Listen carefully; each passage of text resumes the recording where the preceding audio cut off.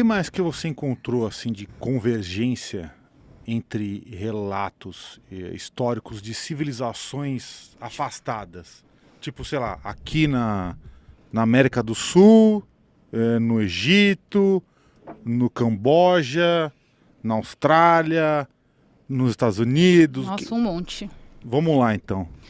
Ó, a gente tem, por exemplo, o relato do Platão sobre a Atlântida. Uhum. Né?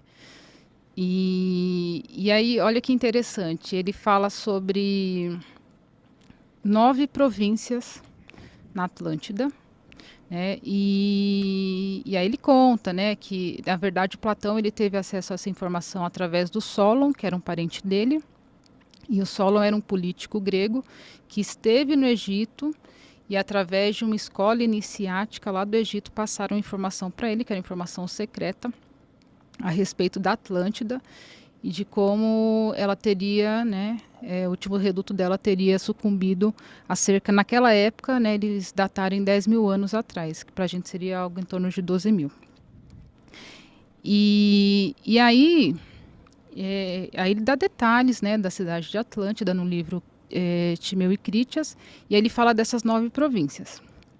Quando a gente pega os códex do povo asteca, por exemplo, eles falam que são os códex, os livros das migrações, eles falam de como que foi a migração deles até chegarem à Península do México. E eles vieram de uma ilha.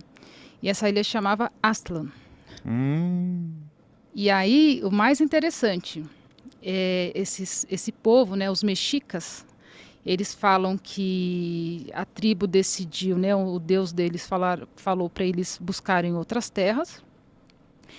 E aí, quando eles abandonam essa ilha, e essa ilha tinha, nas descrições deles, tinha monumentos e tudo mais, então era uma ilha muito grande. E nesse caminho, nesse percurso, eles se uniram a mais 8 tribos. Então, 8 mais 1 dá 9. Então, a gente está falando de...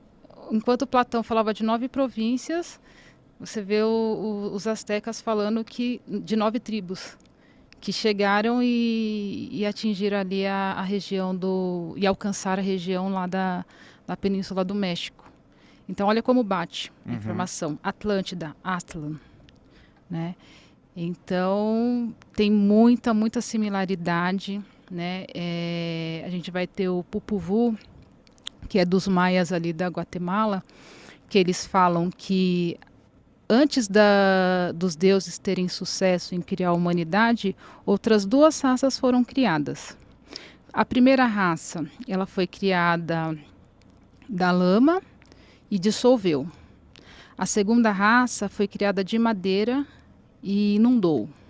E a terceira era deles, que tinha sido criada do milho e que tinha dado certo. E aí, quando a gente fala isso, 2 raças antes da raça humana, né, a gente entra no conceito da teosofia, que fala dos lemúrios e dos atlantes. E aí, como que acabou a Lemúria, de acordo com a teosofia? A Lemúria sucumbiu devido a muitas erupções vulcânicas, e eles derreteram. Igual no Pupuvu fala que a primeira humanidade ela desmanchou. E aí a teosofia fala que na Atlântida eles submergiram, né, através de inundações, o mesmo que os maias da Guatemala falaram. Que a madeira, que aconteceu o quê? A madeira inundou. A segunda humanidade foi feita da madeira, e aí ela teria perecido após uma inundação. E aí o milho...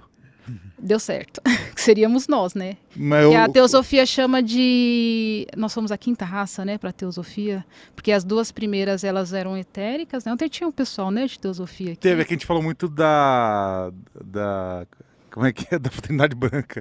Ah, entendi. Mas a gente veio do milho? É o que diz os incas da Guatemala. É a cosmogonia. Um milho onca. A gente tem que entender por que eles escolheram essa palavra milho, né? Estaria associada ao que, né? Mas... Vocês comentaram alguma coisa? Ah, tá. Lembrei.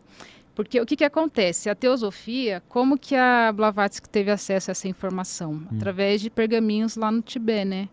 Então, essa daí era uma informação, assim como a informação era lá no Egito, ela foi passada para o solo e o solo tornou público, essa informação ela era exclusiva lá dos monges tibetanos.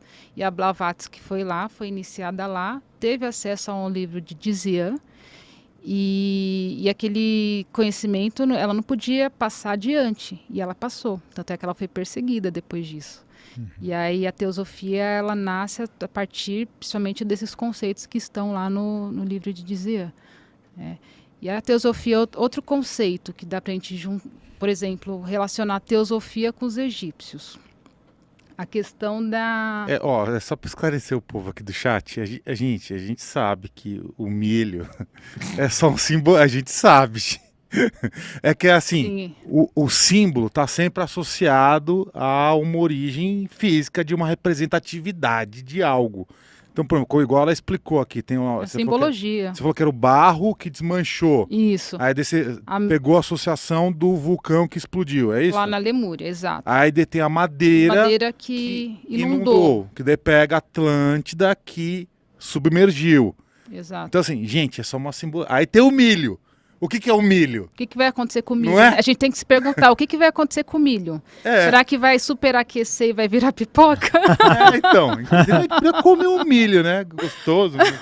Um milho peruano. Eu falo, gente, as cosmogonias, elas usam de simbologias para explicar a realidade.